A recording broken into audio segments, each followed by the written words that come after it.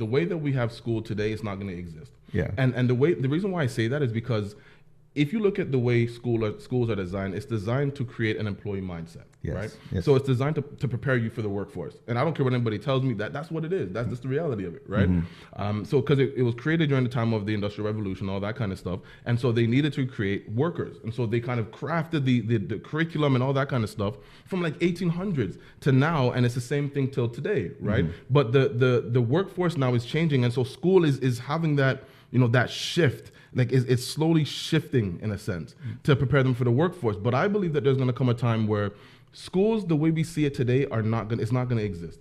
Because what's going to happen is, if you kind of look back to with ancient Egypt, so back in ancient Egypt, about 5,000 years ago, they didn't have the schools like how we have schools today. Okay, and you got to keep in mind that these people created the concept of math. They created the concept of the 24-hour clock. They created the concept of the 365-day calendar, and this is still stuff we're using 5,000 years later. Yeah. So they created these I call them building blocks for civilizations for years to come, right? And so the idea is that the way that they educated their young people or their kids or whatever was from 0 to 6, they were with the mother. Right, no matter if it was a boy or girl, from 0 to 6, they were being nurtured under the mother, and then from 7 onward, if it was a boy, they would start apprenticing with the father, and this is from 7 years old. Okay, they would start apprenticing with the father. So what we see, or what I see, actually, I should say, is there's going to come a time where schools are replaced by these incubators of sorts, Yes. right? Because there's a if you look at school or if you look at the current system, we went from creating an employee mindset. And then we started to shift towards now where it's like more of an entrepreneur's mindset. That's like a buzzword now, right? Yeah. Then now we're moving to a designer's mindset. That's really becoming a popular thing now, especially in schools. How do you adopt the mindset of a designer? But what I believe is going to happen is that we're going to start preparing people to adopt innovator's mindset. And these innovators are the people that create these industries. So for example, the guy that created the concept of the elevator, right? Before that idea came about, the buildings that were only about 4 to 5 floors high. Yeah. Right. And the top floor was the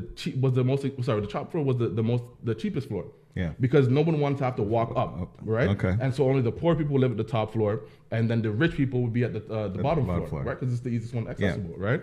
So, and that was the idea. So now when you come up with the concept of the elevator, Elijah Otis, when he came up with this idea for the elevator, completely revolutionized Yes. the industry. He created an entirely new industry where now they can build skyscrapers. Now the top floor is now the penthouse, and that's the most expensive, right? So I believe that there's going to come a time where we're going to be nurturing young people from when they're born to follow a particular stream in their life, and then that's going to allow them to become like these innovators, these people that think way outside of the box. You get what I'm saying? So and I'll give you another example of that. Because when you look at a lot of the successful people that we have in our time right now, a lot of them, their life was kind of streamlined. So from when they were young, they were exposed to the same thing that they became successful in. So for example, Bill Gates, when he was I think it was maybe in grade 7 or 8, he got exposed to computers. And now what was he known for? Computer programs, right? So, same thing with a guy by the name of Warren Buffett. He was exposed to stocks, investments when he was young. What is he known for? Stocks and investments. That's what he garnered his wealth in. Beyonce, what is she known for? Singing.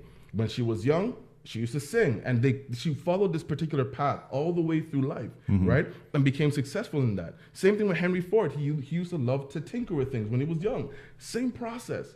Same process.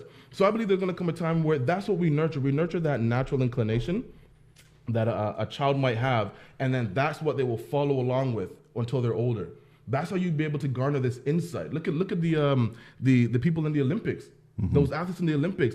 You'll never hear a story where they just started a couple years ago. It was always from when they were young. They were exposed from when they were young, and they kind of followed through, and now they're competing on the world stage, right? It's this idea of that.